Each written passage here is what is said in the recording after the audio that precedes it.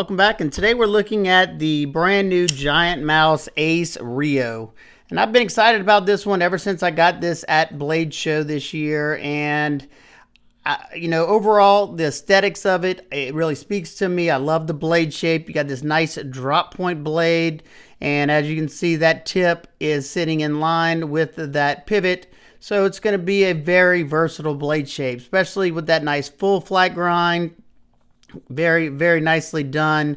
Beautiful satin finish on it. You got the Vox style jimping. You got that crown spine, needle light point for doing any kind of piercing work or, drag cutting. Perfectly executed sharpening choil. You can see that plunge comes all the way up to right here. So you're going to have a good bit of sharpening light before it starts to widen up back there.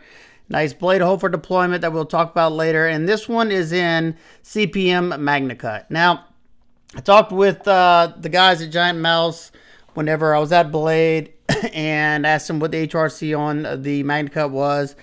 And I didn't get the answer I really wanted, but, they said it's coming in at 61 to 62. Now, is that terrible? No.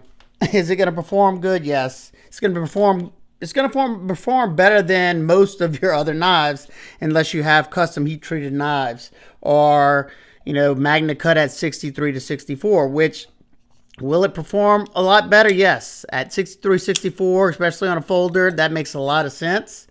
It's going to give you way more edge retention. But at the $195, I like a lot about this knife. So if this thing performs as good as I think it will, then I'm okay with it. Now, do I hope, they raise that up to the 63 to 64? Yes, I do.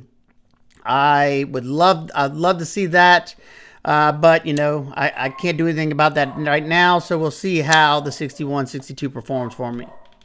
Now let's take a look at the action, because this thing has remarkable action in my opinion. You have that blade hole that's easily accessible on both sides. It's not covered up at all, or it's not covered up much. I can easily reverse flick it. It's got a very well-tuned detent.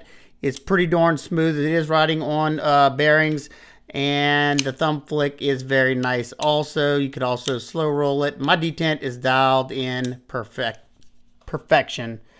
Easily flip it left-handed, and being that it has a reversible clip, you could easily, as a lefty, carry this knife, because it's easy to disengage that lock left-handed also.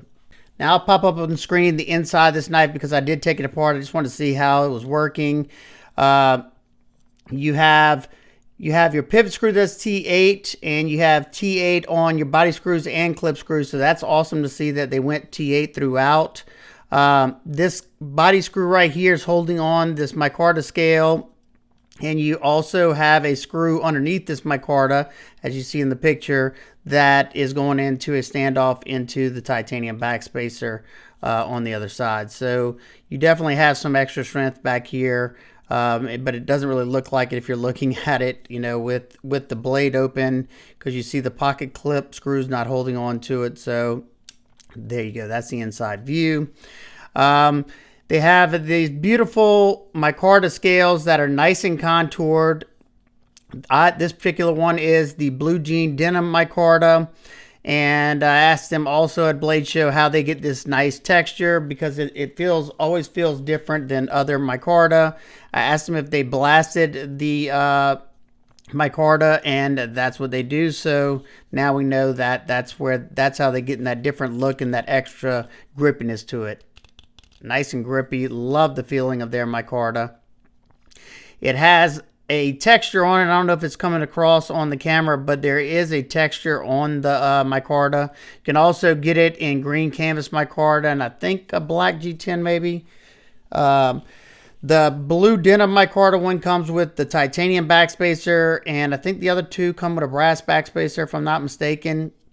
You do have inset stainless steel liners, and they do have weight relieving on the top and bottom, and they're not full liners. They come out about 3/4 of the way. They stop about right here.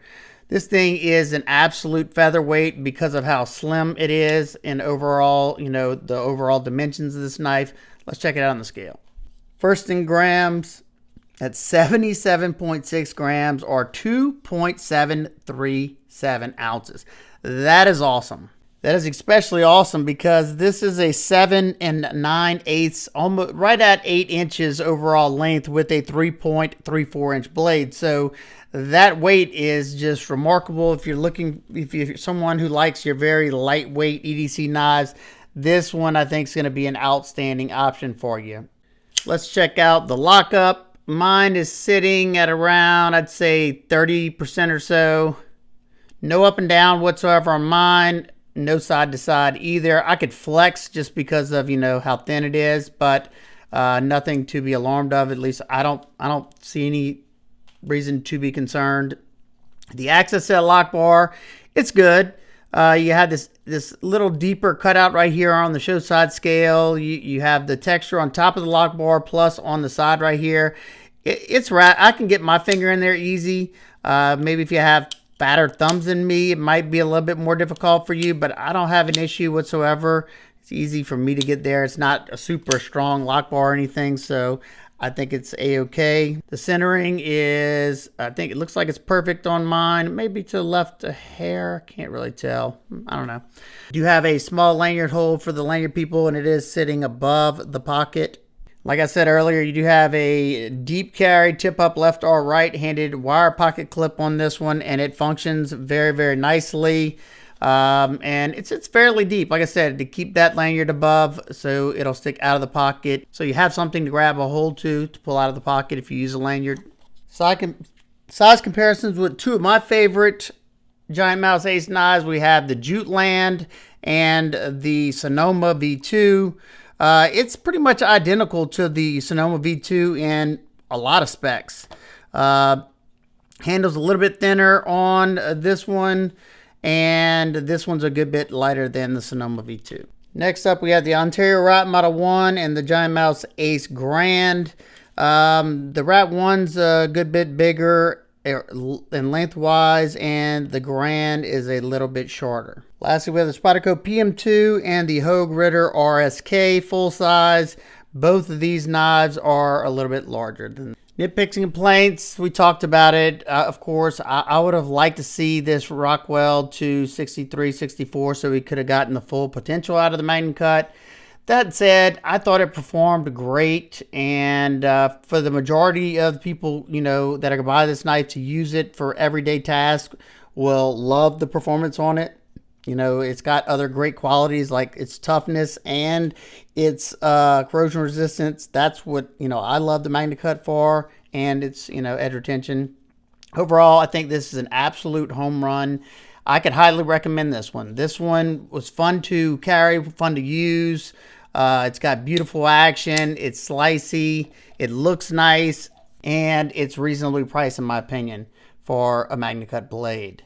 So there you go. If you have any questions, comments, concerns, please leave them down below. I hope everybody's having an absolute amazing day. I will see y'all on the next one. Hey.